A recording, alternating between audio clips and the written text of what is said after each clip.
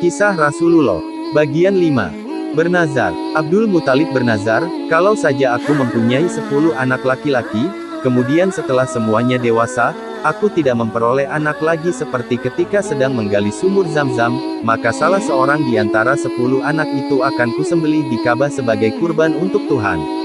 Ternyata takdir memang menentukan demikian. Abdul Muthalib akhirnya mendapat 10 orang anak laki-laki. Setelah semua anak berangkat dewasa, ia tidak memperoleh anak. Dipanggilnya ke 10 orang anak itu, termasuk si bungsu Abdullah yang amat disayangi dan dicintainya. Aku pernah bernazar untuk menyembelih salah seorang di antara kalian jika Tuhan memberiku 10 orang anak laki-laki. Ke-10 anaknya terdiam. Mereka memahami persoalan itu. Mereka juga melihat kebingungan yang luar biasa di mata ayah mereka yang berkaca-kaca. Namun, aku tidak bisa menentukan siapa di antara kalian yang harus kusembelih. Oleh karena, aku berniat memanggil Jurukit untuk menentukannya. Di hadapan patung dewa tertinggi Ka'bah, Jurukit panah meminta setiap anak menulis namanya masing-masing di atas kit.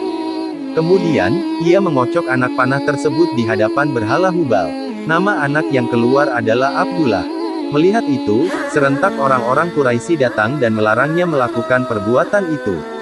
Batalkan keinginanmu, Abdul Muthalib. Mohon ampunlah kepada Hubal supaya kamu bisa membatalkan nazarmu.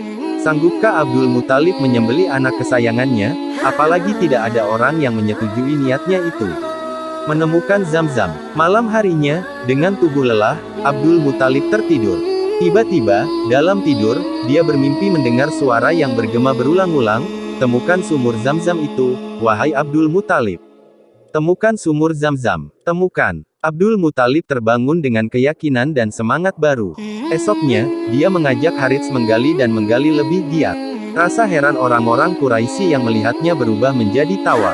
Kasihan Abdul Muthalib, mungkin dia sudah kehilangan akal sehatnya, kata mereka satu sama lain. Suatu saat, ketika mereka sedang menggali di antara berhala Isaf dan Naila, air membersih. "Air, Harits, lihat, ada air," seru Abdul Muthalib saking kagetnya. "Ayo kita gali terus, ayah. Ayo gali terus." Ketika mereka menggali lebih dalam, tampaklah pedang-pedang dan pelana emas yang pernah ditaruh oleh Muzaz bin Amr dahulu. Melihat penemuan itu, orang-orang Quraisy datang berbondong-bondong. "Abdul Muthalib, mari kita berbagi air dan harta emas itu," pinta mereka. "Tidak, tetapi, marilah kita mengadu nasib di antara aku dan kamu sekalian dengan permainan garis bawah kit garis bawah anak panah. 2 anak panah buat Ka'bah, 2 buat aku, dan 2 buat kamu.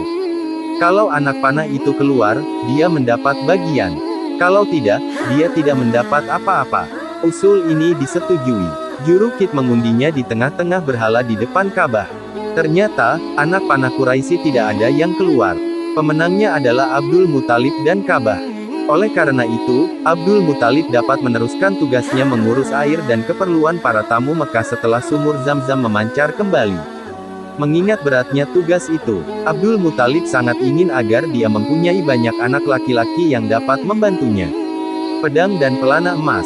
Abdul Muthalib memasang pedang-pedang itu di pintu Ka'bah, sedangkan pelana-pelana emas ditaruh di dalam rumah suci itu sebagai perhiasan. Bersambung.